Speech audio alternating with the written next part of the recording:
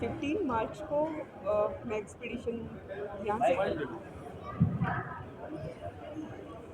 15 मार्च को मेरा ये जर्नी स्टार्ट हुआ था। एक्सपीडिशन था धौलागिरी और एवरेस्ट। एवरेस्ट एक्सपीडिशन के लिए मैं गई थी।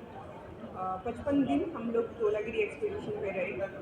जैसे यूजली 8 दिन का हमारा ट्रैक था और ट्रैक के बाद में 3 या 4 दिन बेस कैंप पे रेस्ट होता है, क्योंकि बॉडी एक्लिमेटाइजेशन के लिए 3 या 4 दिन का हमने रेस्ट किया।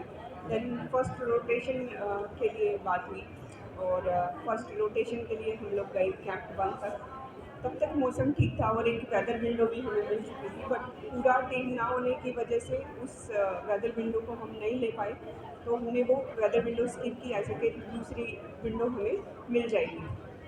वो था आई थिंक 14 मार्च, 10 टू 14 मार्च, 10, 11, 12 की वेदर विंडो बहुत अच्छी थी। विंड नहीं था बिल्कुल भी और स्नो नहीं था। तो बेसिकली जब भी समिट होता है तो उसके अंदर वेदर बहुत मायने रखता है, क्योंकि अगर वेदर स्पीड, विंड की स्पीड बहुत कम होगी और स्नो नहीं होगी तब अच्छे से क्लाइम हो जाएगा, क्योंकि रात को ही बेसिकली समिट क्लाइम होता है।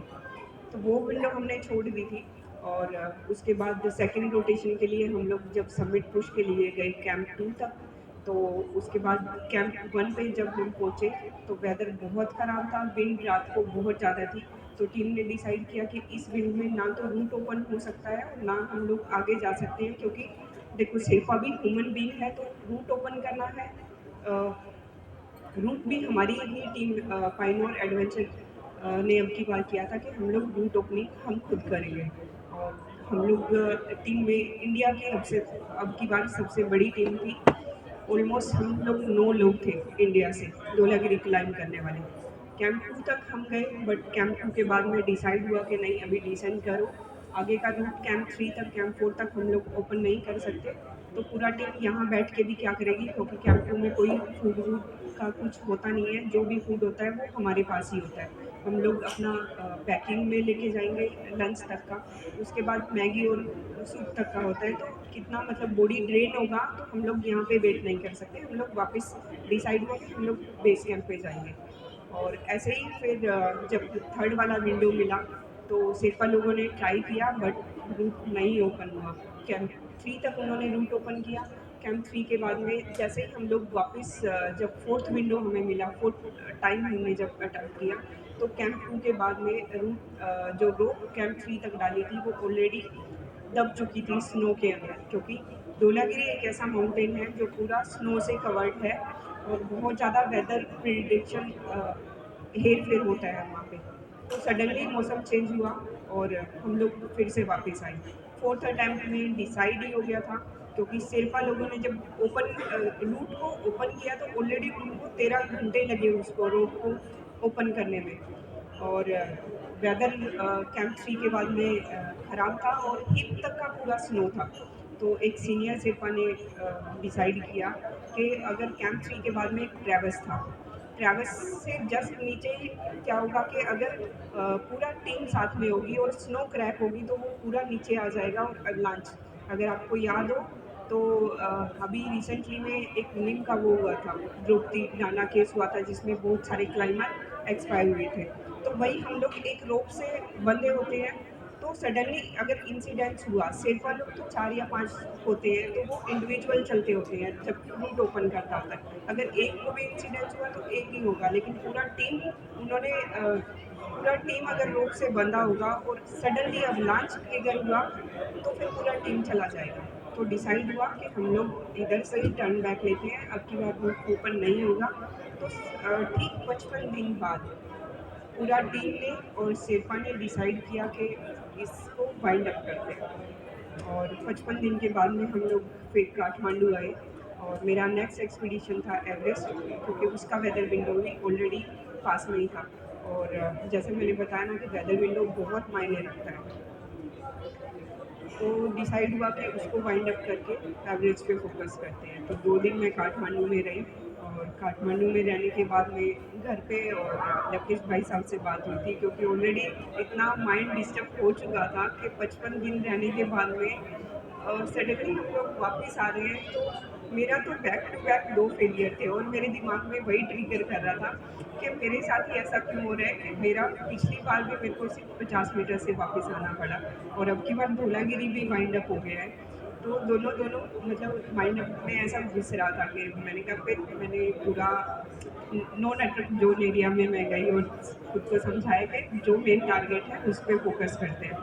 तो एवरेस्ट के लिए फिर खुद को प्रिपेयर किया और एवरेस्ट ऑलमोस्ट ऑलमोस्ट हमने 6 दिन के अंदर पूरा कवर कर दिया था। डायरेक्ट हम लोग बेस कैंप पे पहुँचे, बेस कैंप पे 2 दिन का रेस्ट किया, देन हम लोग डायरेक्ट कैंप पे पहुँचे 10 घंटे के अंदर जो मैंने टाइम लिया था। फिर 1 दिन का रेस्ट किया क्योंकि ऑलरेडी वो 6400 मीटर पे है। तो बॉडी एक्लिमेटाइजेशन के लिए क्योंकि धौलागिरी और एवरेस्ट में थोड़ा गैप लग गया, आई थिंक 1 हफ्ता या 10 दिन का।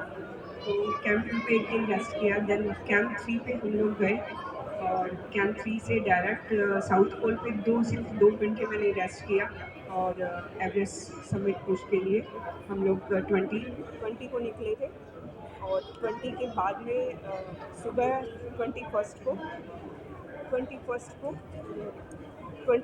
को सुबह 10:10 पे मैंने एवरेस्ट क्लाइंब कर लिया था और उसके बाद स्पीडली मैंने डिसेंट बहुत स्पीडली वो किया। इवन मेरा शेरपा भी 2.5 घंटे बाद में आया और मैंने 2 घंटे के बीच में एवरेस्ट डिसेंट मैंने कर लिया। उसके बाद रेस्ट किया 4 या 5 घंटे, देन लोत्से समिट के लिए हम लोग निकले थे। रात को 10 बजे निकलना था, बट क्या है कि मेरा वॉच का टाइम और मेरे फ़ोन का टाइम दोनों चेंज हो गया था, तो अलार्म लगाने का कोई वो नहीं था। तो हम लोग रात को 1 बजे नींद आ गई थी क्योंकि ऑब्वियसली हम लोग भी टायर्ड थे और शेरपा भी टायर्ड था। तो रात को 1 बजे जाग खुली तो हम लोग 1 बजे क्लाइंब करने के लिए निकले और सुबह 6:35 पे लोत्से समिट हो गया था मेरा और नीचे बेस कैंप पे भी बात हो गई थी कि मेरा समिट हो गया। तो मेरे जो लीडर हैं, टीम लीडर, उनको ये लगा कि अरे ये लड़की बहुत स्पीडली मतलब क्लाइंब कर रही है अब की बार। तो मैं एक बार देखता हूँ, टाइम कैलकुलेशन करता हूँ, तो उसके माइंड में चलना शुरू हो गया था कि ये इतना जल्दी क्यों कर रही है। तो सडनली हम लोग हायर कैंप पे नहीं रुकते हैं, तो लोत्से समिट करके लोत्से कैंप 4 पे हम लोग सिर्फ 1 घंटा रुके, पानी वानी पिया और डायरेक्ट हम लोग कैंप 2 पे आए।